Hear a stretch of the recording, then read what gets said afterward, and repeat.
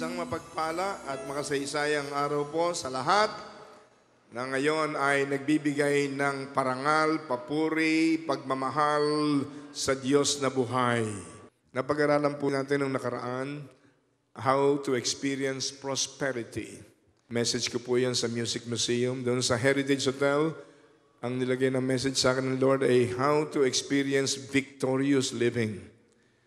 Ngayon naman dito sa ating JIL Prayer Garden, 101 Bunlo, Bukay, Bulacan, ay ang aking pong dadalhin sa inyo ay another basic teaching but so important foundation in our Christian life. Ang title ko pong naisip ay Why Faith is so Important. Why faith is so important. Bakit napakahalaga ang pananampalataya? Number one, no one can be saved without faith. No one can be saved without faith. Walang taong maliligtas sa kaparusahan ng kasalanan, sa apoy ng impyerno. Walang taong maliligtas kapag walang tunay na pananampalataya sa tunay na Diyos. Maraming tao may pananampalataya pero ang object of their faith is not the true, genuine, living God. Sa iba't ibang bansa, sangkatutak ang mga Diyos-Diyosan. Kahit na ano pang pananampalataya mo sa mga sa mga Diyos-Diyosan o yung mga tinatawag na object of religious faith na hindi tunay na Diyos na may gawa ng langit at lupa, baliwalang pananampalataya. Kaya mahalaga po ang tunay na pananampalataya. No one can be saved without faith. Anong sabi ng Ephesians chapter 2, verse 8 and verse 9? For by grace you are saved through faith. It is not of yourselves, it is God's gift. It is not of your works, lest anyone should boast. Sabi sa Tagalog, sa biyaya o sa grasya, kayo ay nangaligtas sa pamamagitan ng ano? Sa pamamagitan ng faith, ng pananampalataya. Ito'y hindi galing sa inyong mga sarili, ito'y regalo ng Diyos. Hindi dahil sa mga gawa, so that no one can boast.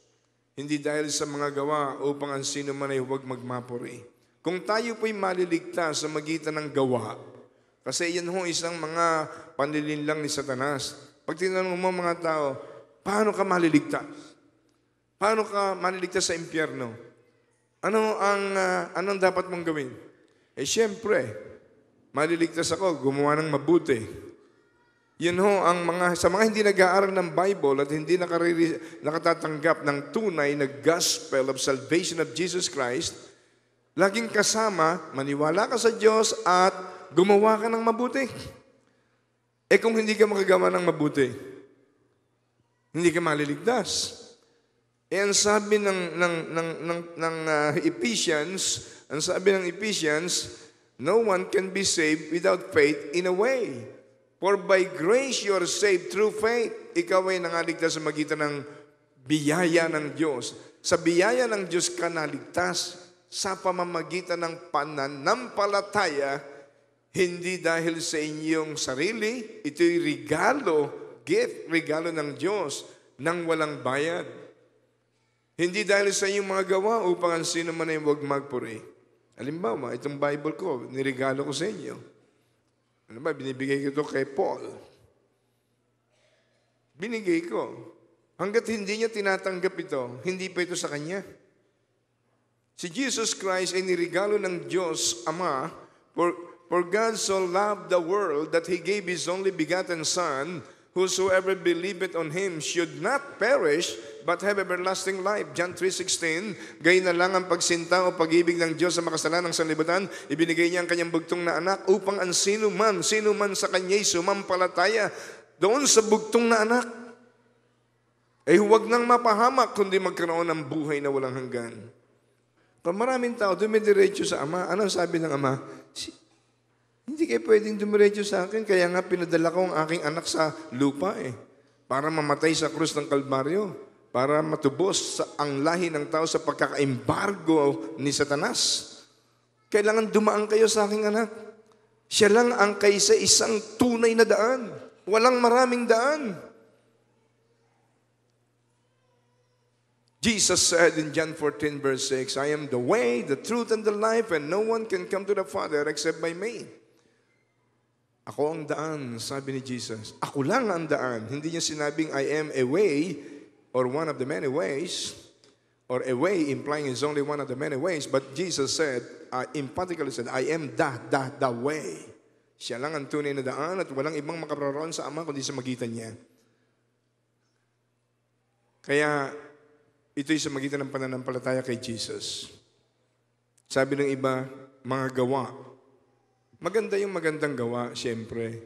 Pero kapag magandang gawa lang ang gagawin mong kaligtasan o paraan ng kaligtasan, sa impyerno ang punta mo. Bakit? Ang kaligtasan ay sa pananampalataya na nirigalo ng Diyos sa tao. Ngayon, kapag si Jesus Christ ay tinanggap mo na bilang Panginoon, tagapagligtas at Diyos ng iyong buhay, papasok siya sa iyo. Hinugasan ka ng banal na dugo ni Jesus. Papasok ngayon ang kanyang Espiritu Santo sa iyo. Yung iyong espiritong patay sa kasalanan, biglang mabubuhay. Born again, born of God. Gagawa ka na ng mabuti. Bakit? Iyon ang consequence ng pagpasok ng Espiritu ng Diyos sa puso mo. Gagawa ka ng mabuti, hindi para maligtas. Gagawa ka ng mabuti dahil iyon ang katibayan na ikaw ngayon na born again na. Manampalataya ka muna kay Jesus. For God so loved the world that He gave His only one begotten Son. Whosoever believeth on Him, sino man na sumampalataya sa Kanya, hindi yung magmiyembro ng anumang relihiyon, hindi yung magmiyembro ng anumang sekta. Kahit magmiyembro ka sa lahat ng relihiyon, sa impyerno pa rin ang punta mo. Madalas kong sinasabi, kahit magmiyembro ka sa Jesus Lord Church, sa impyerno pa rin ang punta mo pag hindi ka nagkaroon ng tamang relasyon sa Diyos na makakamit lamang sa kanyang bugtong na anak na si Jesus na nagsabing siya lamang ang daan, ang katotohanan at ang buhay at walang makaparoon sa Ama kung hindi sa pamamagitan niya.